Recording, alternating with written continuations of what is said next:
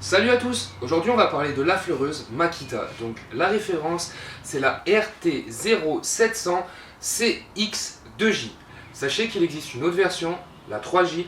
La seule différence c'est qu'elle a une embase supplémentaire pour la fleureuse. Sachez que les caractéristiques moteurs sont exactement les mêmes. Si vous êtes dans le même cas que moi, vous avez la même version et que plus tard, on ne sait jamais, vous envisagez ou vous avez besoin de la 4e en base, sachez qu'elle est disponible à la vente séparément. Je tiens à vous préciser que je ne suis pas en partenariat avec Makita, c'est une machine que j'ai commandée à l'époque chez Brico Privé.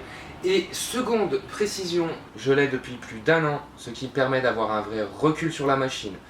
Et chaque critique positive ou négative sera dite avec certitude. Alors, dans cette vidéo, on va voir le contenu du pack, les caractéristiques de la machine. Je vais vous dévoiler le point négatif que j'ai relevé. On va procéder à quelques tests sur l'embase de défonceuse et les embases de la fleureuse.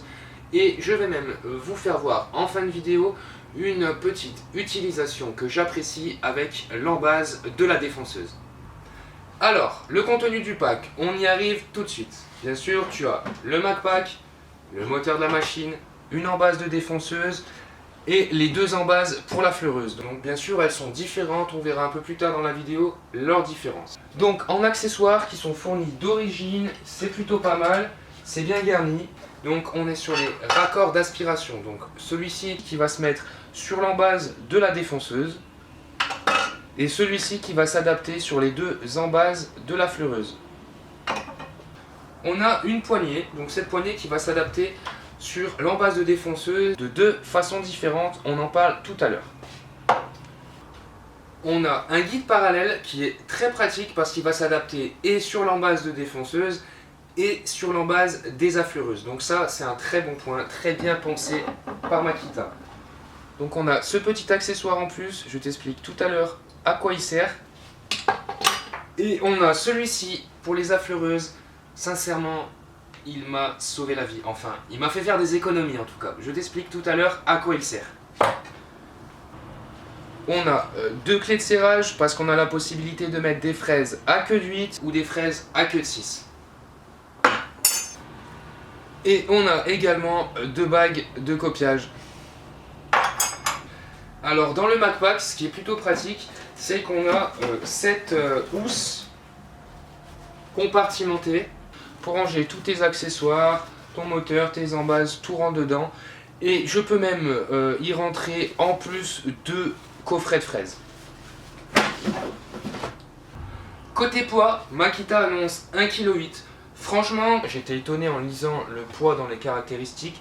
Parce que quand tu as la machine en main, t'as pas l'impression d'avoir une machine de quasi 2 kg dans les mains. La machine paraît plutôt légère, elle est extrêmement maniable. Et quand tu t'en sers d'affleureuse, le corps de la machine n'est pas très gros. Donc moi qui ai des petites mains, tu vois, je la tiens aisément. Et c'est une machine qui est très maniable, même avec un fil. Et oui, c'est une machine filaire comme la plupart des électroportatifs de mon atelier, qui fait 4 mètres, donc 4 mètres de long pour un fil, c'est très confortable. Si, il y a un cas où je regrette d'avoir le fil, et je t'expliquerai dans quel cas c'est dans la fin de cette vidéo. Cette machine fait 710 watts, elle va jusqu'à 30 000 tours minute. Côté décibels, on est à 93. Ce qui est appréciable aussi, c'est qu'on a un interrupteur on-off. On n'a pas besoin, comme sur une défonceuse classique, de rester appuyé sur le bouton pour qu'elle reste en route. Alors pour le prix, on oscille à peu près entre 180 et 200 €, ça va dépendre du site ou du commerce où vous allez la trouver. Personnellement, je trouve pas ça très excessif quand on voit la qualité du produit, vraiment. Alors, concernant les points positifs de cette machine, selon moi, ils sont nombreux. On peut déjà parler de son poids, de sa maniabilité et aussi de sa polyvalence. Franchement, c'est une super machine, je regrette pas mon achat. Côté défonceuse, on reste tout aussi polyvalent dans les travaux classiques de défonçage. Je tiens à le préciser, je ne me servirais pas de cette machine si j'avais à faire par exemple du dégauchissage sur des grosses pièces de bois. On est sur une machine classique pour faire du défonçage classique. J'utilise cette machine pour affleurer ou pour défoncer.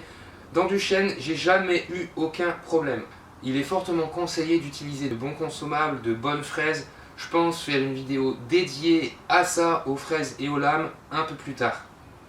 Bon, je tiens quand même à vous le dire, j'ai relevé un point négatif sur cette machine, je vous le dis un peu plus tard dans la vidéo, mais globalement, c'est un outil qui est très qualitatif. Allez, c'est parti, on va directement passer à la phase de test et je vais la mettre dans le vif du sujet tout de suite en utilisant le fameux chêne sec de 25 ans. Donc on va procéder à différents tests, je vais utiliser les embases d'affleureuse, l'embase de défonceuse et je vais au passage utiliser cet accessoire qui m'évitera d'utiliser une fraise à roulement. Ça vous permettra de voir son utilité et les différents réglages proposés. Alors tout est en place, j'ai pris le fameux chêne sec de 25 ans, j'ai mis en place l'embase de défonceuse. On va commencer sur un petit défonçage simple et après on va utiliser les embases d'affleureuse avec les différents accessoires. Bien sûr, on protège les oreilles et c'est parti.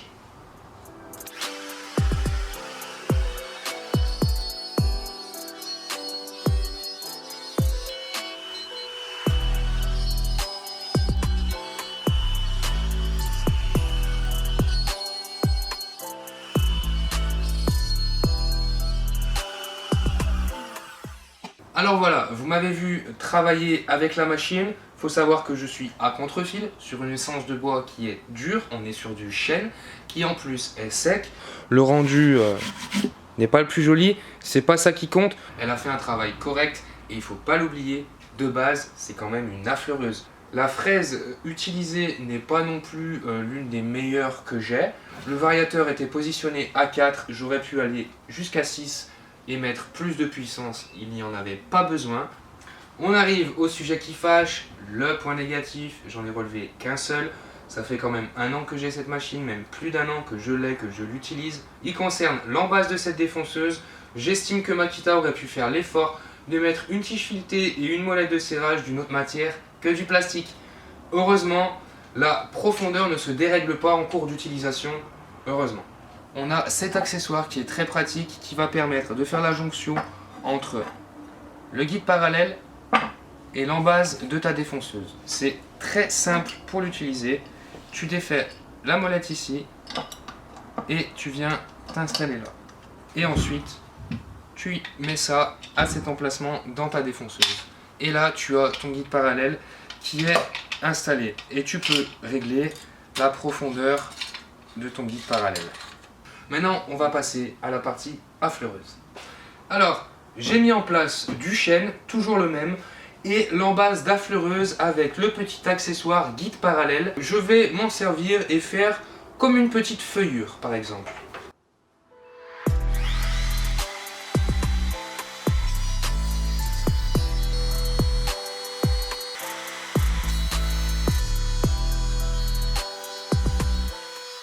Voilà le rendu, donc j'ai fait comme une petite feuillure sur quasiment toute la longueur et vous pouvez voir que le travail est propre. Voilà, donc j'ai installé le petit accessoire. Maintenant on va passer à une nouvelle phase de test. J'ai gardé la même fraise de basse qualité, comme ça on continue à mettre la machine dans le vif du sujet.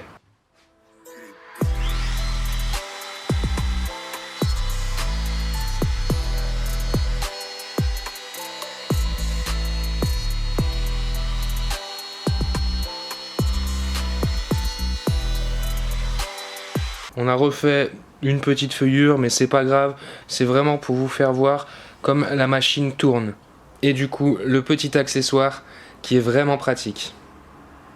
Donc maintenant, on va utiliser l'embase d'affleureuse qui est inclinable. De chaque côté, on a une graduation pour pouvoir la régler. Moi, j'ai mis un angle un peu au pif et on va faire un petit test. Alors bien sûr, là, j'ai mis une règle pour pouvoir me diriger et vous montrer un peu comment l'utiliser.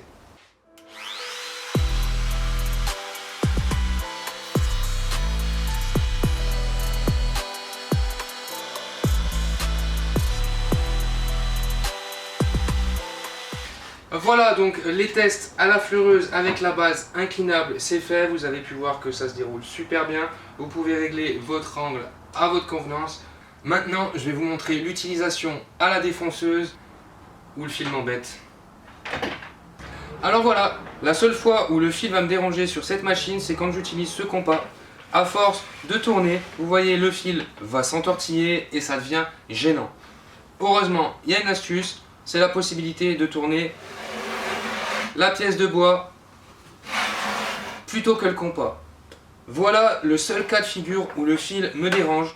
Allez, petit débrief, globalement c'est une super machine, rapport qualité-prix au top. Ça oscille entre 180 et 200 € pour une machine de qualité professionnelle qui allie précision, robustesse, maniabilité, très polyvalente. Que des points positifs, mis à part ce petit bout de plastique sur l'embase de la défonceuse, mais c'est vraiment un tout petit point négatif. Elle n'est pas trop encombrante. Vous avez pu voir que quand je m'en sers pour affleurer, généralement je m'en sers qu'à une main. Franchement, je vois pas ce que vous voulez de mieux pour 200 €. Moi, en tout cas, j'en suis conquis. Si vous avez des questions, n'hésitez pas à venir en commentaire ou à venir sur ma page Instagram. Je vous mets le nom juste ici. Je suis disponible, n'hésitez pas. Bien sûr, je vous conseille d'utiliser des consommables de qualité. Si vous avez des questions à ce sujet-là, n'hésitez pas, je vous répondrai avec grand plaisir. Merci d'avoir regardé cette vidéo et n'hésitez pas à vous abonner pour plus de contenu. Bonne journée à vous!